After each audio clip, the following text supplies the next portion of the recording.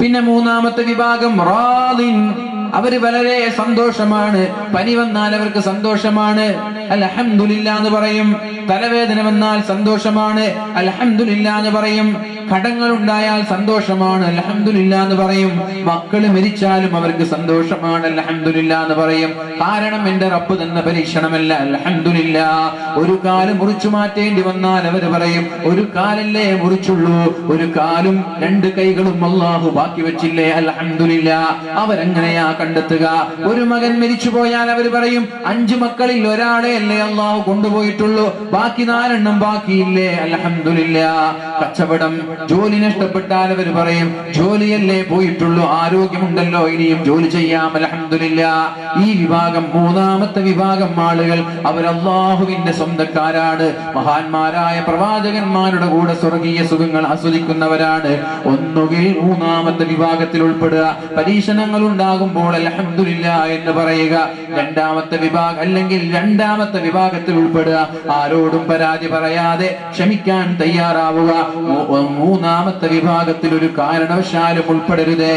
അഥവാ എന്തെങ്കിലും അസുഖങ്ങളും പ്രയാസങ്ങളും ഉണ്ടാകുമ്പോ ആളുകളോടെല്ലാം പരാതി പറഞ്ഞ് ക്ഷമിക്കാതെ വേവലാതിയും ആപരാധിയുമായി നടക്കുന്ന ആളുകളിൽ ദയവ് ചെയ്ത് പെട്ടുപോകരുതേ. അല്ലാഹു നമ്മെ രക്ഷപ്പെടുത്തട്ടെ.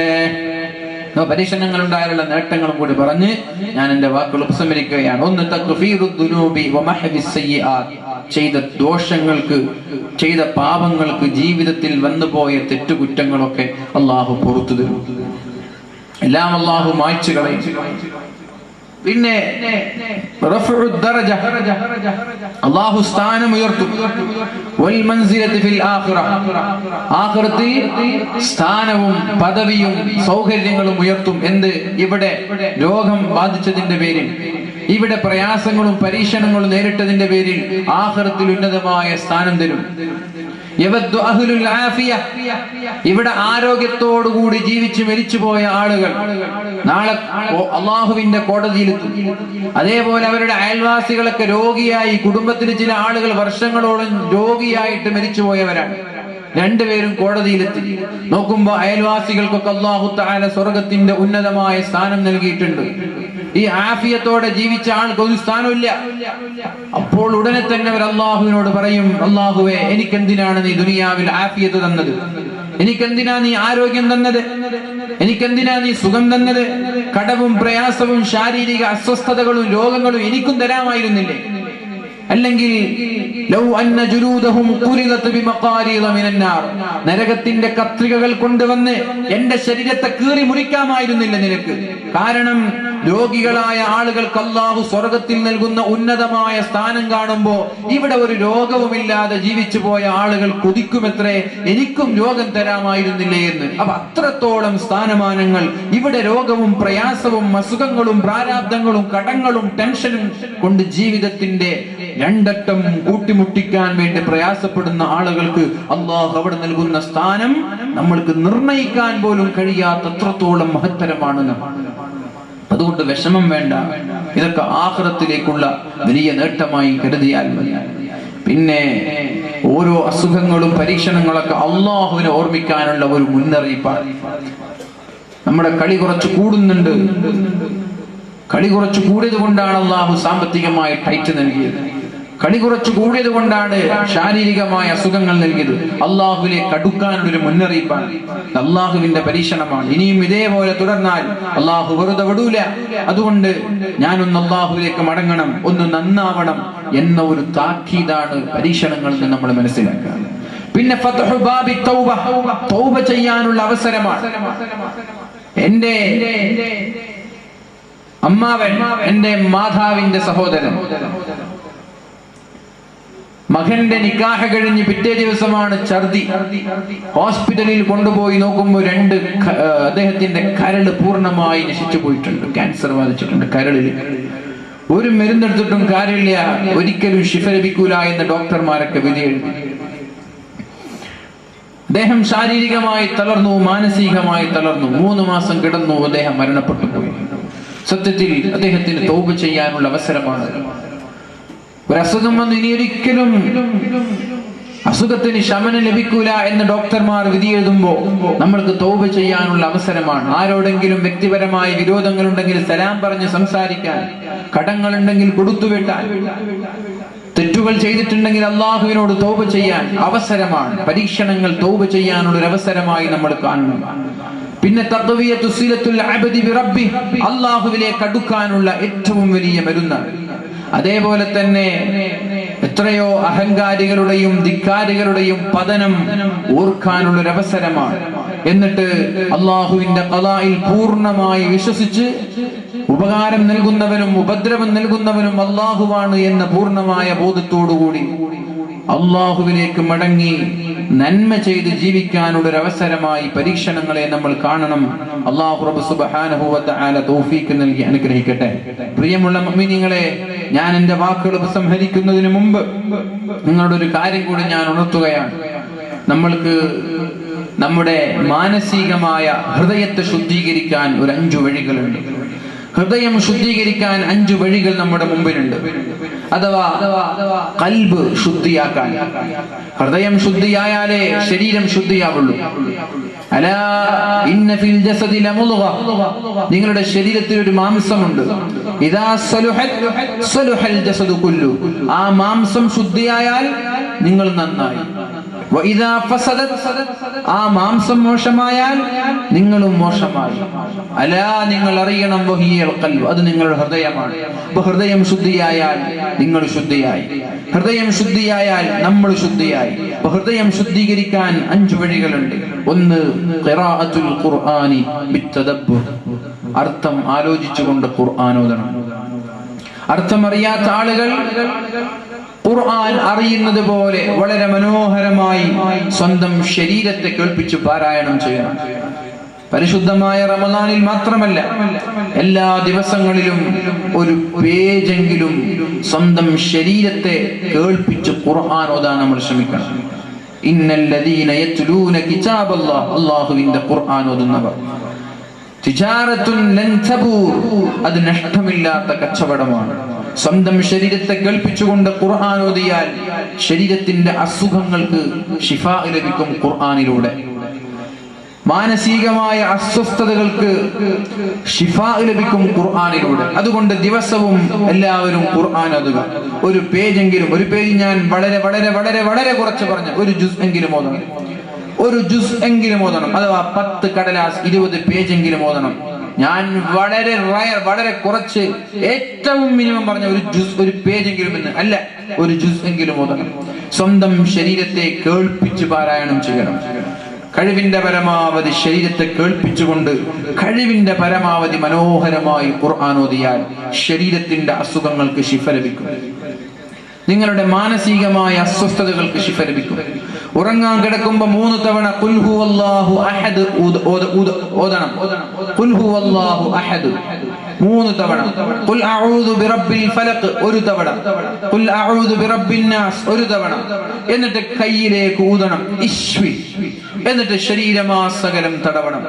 പിന്നെയും നിങ്ങൾ കയ്യിലേക്ക് ഊതണം, ഇശ്വി. ശരീരമാസകലം തടവണം. പിന്നെയും നിങ്ങൾ ഊതണം, ഇശ്വി. എന്നിട്ട് നിങ്ങളുടെ ശരീരമാസകലം ഊതണം, തടവണം. എങ്കിൽ അല്ലാഹു മാരകമായ അസുഖങ്ങളിൽ നിന്ന് കാവൽ നൽകുമെന്നാണ്. ഉറങ്ങാൻ കിടക്കുമ്പോൾ വുളൂ ചെയ്ത് ബെഡ്റൂമിൽ പോയി, ബാത്റൂമിൽ പോയി പല്ലു തേച്ച് വുളൂ ചെയ്ത് നിങ്ങളുടെ ബെഡിൽ ഇരുന്നിട്ട് 3 തവണ ഖുൽ ഹുവല്ലാഹു അഹദ്, 1 തവണ ഖുൽ അഊദു ബിറബ്ബിൽ ഫലഖ്, 1 തവണ ഖുൽ അഊദു ബിറബ്ബിൻ നാസ്. എന്നിട്ട് കയ്യിലേക്ക് ഊതണം, ശരീരമാസകലം തടവണം. പിന്നെയും ഊതണം, പിന്നെയും തടവണം, പിന്നെയും ഊതണം. കാല് വരെ എവിടെയൊക്കെ കൈകൾ എത്തുന്നുണ്ട് അവിടെയൊക്കെ തടവണം. അല്ലാഹു മാരകമായ അസുഖങ്ങളിൽ നിന്ന് കാവൽ നൽകുമെന്നാണ്. അല്ലാഹു തൗഫീഖ് ചെയ്യട്ടെ. അപ്പൊ 1 ഖുർആൻ ഓതണം. 2 ഖിയാമുൽ ലൈൽ, രാത്രി തഹജ്ജുദ് നിസ്കരിക്കണം. സുബഹി നിസ്കാരത്തിന് മുമ്പ് ഒരു അരമണിക്കൂർ മുമ്പെങ്കിലും എണീറ്റിട്ട് 2 റക്അത്ത് തഹജ്ജുദ് നിസ്കരിക്കുന്നവരായി നമ്മളും നമ്മുടെ വീട്ടുകാരും മാറണം. സ്വല്ലൂ ബില്ലൈലി വന്നാസു നിയാം, നിങ്ങളെല്ലാവരും ജനങ്ങൾ ഉറങ്ങിക്കിടക്കുന്ന സമയത്ത് 2 റക്അത്ത് നിസ്കരിക്കാൻ തയ്യാറായാൽ തദ്ഖുലുൽ ജന്ന ബിസലാം, വളരെ എളുപ്പത്തിൽ സ്വർഗ്ഗത്തിൽ എത്തിപ്പെടാമെന്ന് ശഫീഉനാ റസൂലുള്ളാഹി. 3-മതായി നിങ്ങളോട് പറയാനുള്ളത് വത്തളർറു ഇൻദ സഹർ, അത്താഴ സമയം അഥവാ തഹജ്ജുദിന്റെ സമയത്ത് നിങ്ങൾ എണീറ്റ് 2 റക്അത്ത് തഹജ്ജുദ് നിസ്കാരം കഴിഞ്ഞാൽ സുബഹി ബാങ്ക് വിളിക്കുന്നത് വരെ ഇരു കരങ്ങളും അല്ലാഹുവിലേക്ക് ഉയർത്തി താണു കേണു വിനയാന്വിതരായി ജീവിതത്തിന്റെ വിഷമങ്ങളെല്ലാം പറഞ്ഞ്, ജീവിതത്തിൽ ചെയ്ത തെറ്റുകളെല്ലാം പറഞ്ഞ്, രോഗങ്ങളുള്ളവർ ശിഫയ്ക്ക് വേണ്ടി ചോദിക്കണം, കടങ്ങളുള്ളവർ കടം തീരാൻ വേണ്ടി ചോദിക്കണം, അസുഖം വരാതിരിക്കാൻ വേണ്ടി, മക്കളുള്ളവർ മക്കൾ സ്വാലിഹീങ്ങളാവാൻ വേണ്ടി, നരകത്തിൽ കിടക്കാത്ത സ്വർഗം ലഭിക്കാൻ വേണ്ടി സുബഹി ബാങ്ക് കൊടുക്കുന്നത് വരെ ഇരു കരങ്ങളും ഉയർത്തി ദുആഇന്റെ ഇജാബത്തുള്ള സമയം റബ്ബിനോട് ദുആ ചെയ്യണം. നാലാമത്തേത് ഖലാഉൽ ബത്ൻ, ഭക്ഷണം കഴിക്കണം, പക്ഷേ വയറ് നിറയെ ഭക്ഷണം കഴിക്കരുത്. അത് ശാരീരികമായ ആരോഗ്യത്തിന് നിർബന്ധമാണ്. കാലാവസ്ഥക്കനുസൃതമായി ഭക്ഷണത്തിന്റെ ഷെഡ്യൂൾ നമ്മൾ മാറ്റണം, ഭക്ഷണത്തിന്റെ മെനു നമ്മൾ മാറ്റണം. ചൂടുകാലത്തും മഴക്കാലത്തും ഒരേ ഭക്ഷണമല്ല കഴിക്കേണ്ടത്. ചൂടുകാലത്തും മഴക്കാലത്തും ഒരേ വസ്ത്രമല്ല ധരിക്കേണ്ടത്. വസ്ത്രത്തിൽ മാറ്റം വരണം, ഭക്ഷണത്തിൽ മാറ്റം വരണം. കാരണം ചൂടുകാലത്ത് ശരീരത്തിന് ഉഷ്ണം നൽകുന്ന ഭക്ഷണങ്ങൾ കഴിവിന്റെ പരമാവധി ഒഴിവാക്കണം. തണുപ്പ് കാലത്ത് ശരീരത്തിന് തണുപ്പ് നൽകുന്ന ഭക്ഷണങ്ങളും ഒഴിവാക്കണം. ആ രീതിയിൽ വസ്ത്രവും ഭക്ഷണവും നിയന്ത്രിച്ച് എപ്പോഴും ഭക്ഷണം കഴിക്കുമ്പോൾ 1/3 ഭാഗം, 2/3 അവിടെ ബാക്കി വെക്കണം. നിങ്ങൾ ഇടയ്ക്കിടെ കഴിച്ചാലും കുഴപ്പമില്ല. കഴിക്കുമ്പോ വാരിക്കോരി വേറെ നിറയെ കഴിക്കുന്ന ശീലം മാറ്റി രാവിലെ ഒരു 8 മണിക്ക് നാസ്ത കഴിക്കുകയാണെങ്കിൽ ഒരു 2 പത്തിരി, പിന്നെ നിങ്ങൾക്ക് വീണ്ടും വിശക്കുകയാണെങ്കിൽ വീണ്ടും കഴിച്ചോളൂ 1-2 പത്തിരി. അല്ലാതെ ഒരൊറ്റൊരു തവണ തന്നെ 20 പത്തിരിയും കഴിച്ച് വയറ് നിറയെ നിങ്ങൾ കഴിച്ചു. ഉച്ചയ്ക്ക് വീണ്ടും നിങ്ങൾ ചോറിങ്ങനെ കയറ്റി കാർബോഹൈഡ്രേറ്റ് നമ്മുടെ ശരീരത്തിൽ കൂടുന്തോറും നമ്മുടെ കിഡ്നി തകരാറിലാകുമെന്നാണ്. അതുകൊണ്ട് വളരെ കുറച്ച് കഴിക്കുക. ഖലാഉൽ ബത്ൻ, വളരെ കുറച്ച് കഴിക്കുക. അഞ്ചാമത്തേത് മുജാലസത്തുസ് സ്വാലിഹീൻ, സ്വാലിഹീങ്ങളായ ആളുകളുടെ കൂടെ ജീവിക്കുക. നിങ്ങളുടെ സുഹൃത്തുക്കൾ തെമ്മാടികളാണെങ്കിൽ അവരോട് സലാം പറഞ്ഞ് അവരുമായുള്ള ചങ്ങാത്തം നിർത്തി നല്ലവരായ ആളുകളുടെ, സ്വാലിഹീങ്ങളായ ആളുകളുടെ കൂടെ ജീവിച്ച് അള്ളാഹുവിന്റെ പൊരുത്തം ലഭിക്കാൻ ഞാനും നിങ്ങളുമൊക്കെ തീരുമാനിക്കുക, തയ്യാറാവുക. അള്ളാഹു റബ്ബ് സുബ്ഹാനഹു വ തആല തൗഫീഖ് നൽകി അനുഗ്രഹിക്കട്ടെ. അവിടെ ഒരുമിച്ച് കൂടിയ സഹോദരങ്ങളോടും സഹോദരിമാരോടും എനിക്കിനി ചോദിക്കാനുള്ളത്, മരണം വരെ ആഫിയത്തോടുകൂടി ആരോഗ്യത്തോടുകൂടി ജീവിക്കണം എന്ന തീരുമാനത്തോടുകൂടി, അള്ളാഹുവെ മാറാ രോഗങ്ങളൊന്നും എനിക്ക് തരല്ലേ എന്ന നിയ്യത്തോടുകൂടി അള്ളാഹുവിന്റെ മുമ്പിൽ 1000 രൂപ സ്വതക്ക വെച്ച് അള്ളാഹുവിനോട് ദുആ ചെയ്യാൻ, 1000 രൂപ അള്ളാഹുവിന്റെ മുമ്പിൽ സ്വതക്ക മുന്നിൽ വെച്ച് അള്ളാഹുവിനോട് ദുആ ചെയ്യാൻ, ഈ മഹത്തായ സദസ്സിൽ കൂട്ടമായി ദുആ ചെയ്യാൻ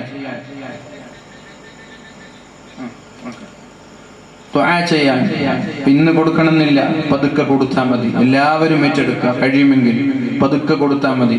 നമ്മുടെ ശരീരത്തിന്റെ ആരോഗ്യത്തിന് വേണ്ടിയാണ്. ഞാൻ ആദ്യം പറഞ്ഞു, സ്വതക്ക മുന്നിൽ വെക്കുക, റബ്ബിനോട് ദുആ ചെയ്യുക. ഇത് രണ്ടും ആയുധങ്ങളാണ്. അള്ളാഹുവിന്റെ ശർറായ ഖളാഇൽ നിന്ന് മാരകമായ അസുഖങ്ങൾ വരാതിരിക്കാൻ, വരുന്ന ദിവസങ്ങളിൽ അപകടങ്ങൾ ഉണ്ടെങ്കിൽ അത് മാറ്റാൻ, മക്കളുടെ മരണം, നമ്മുടെ അപകടം, ആക്സിഡന്റുകൾ, കടങ്ങൾ, ബാധ്യതകൾ, തളർച്ച, അള്ളാഹുവെ അങ്ങനെ വല്ല വിധിയും ഖളാഉം നീ വിധിച്ചിട്ടുണ്ടെങ്കിൽ ഞാനൊരു സ്വതക്ക, ചെറിയൊരു സ്വതക്കയാണ് എങ്കിൽ ആ സ്വതക്ക വെച്ച് നിന്നോട് ദുആ ചെയ്യാൻ കഴിയുന്ന ആളുകൾ ഒന്ന് കൈപൊക്കെ. 1000 രൂപ ഒരാള്, 2 ആള്, 3, 4, 5, 6, 7 സ്ത്രീകളൊന്ന് കൈപൊക്കെ. സ്ത്രീകളുടെ ഭാഗത്താരെങ്കിലും ഉണ്ടോ? ഞാൻ ദുആ ചെയ്യാൻ പോവാണ്. അതിനു മുമ്പ് ഈ മഹത്തായ പരിപാടിയിലേക്ക്, ഇതും ഒരു സാധു സംരക്ഷണ സമിതിയാണ്, പാവങ്ങളെ സഹായിക്കുന്ന ഒരു സംഘടനയാണിത്. ഇവര് രോഗികൾക്ക് മരുന്ന് വാങ്ങിച്ചു കൊടുക്കും, വീടില്ലാത്തവർക്ക് വീട് വെച്ചു കൊടുക്കാൻ സഹായിക്കും, കല്യാണ പ്രായമെത്തിയവർക്ക് കല്യാണ ചെലവിലേക്ക് സഹായിക്കും. ഈ രീതിയിൽ ജനങ്ങളെ, പ്രയാസങ്ങൾ അനുഭവിക്കുന്നവരുടെ പ്രയാസങ്ങൾ തീർത്തു കൊടുക്കാൻ വേണ്ടി പരിശ്രമിക്കുന്ന നമ്മുടെ ഈ മഹത്തായ സംഗമത്തിലേക്ക്, നമ്മുടെ ഈ മഹത്തായ സംഘാടകരിലേക്ക് നിങ്ങൾ നല്ലൊരു നിയ്യത്തോടുകൂടി, അല്ലാഹുവേ എനിക്ക് മരണം വരെ നീ മാരകമായ രോഗങ്ങൾ തരല്ലേ റബ്ബേ, മരണം വരെ അസുഖങ്ങൾ തരല്ലേ റബ്ബേ, അപകടങ്ങൾ തരല്ലേ റബ്ബേ, കേൾക്കാൻ പോലും വെറുക്കുന്ന, പേടി തോന്നുന്ന, ഭയപ്പാട് തോന്നുന്ന, വിഷമം തോന്നുന്ന വാർത്തകളിൽ നിന്ന് കാക്കണേ റബ്ബേ.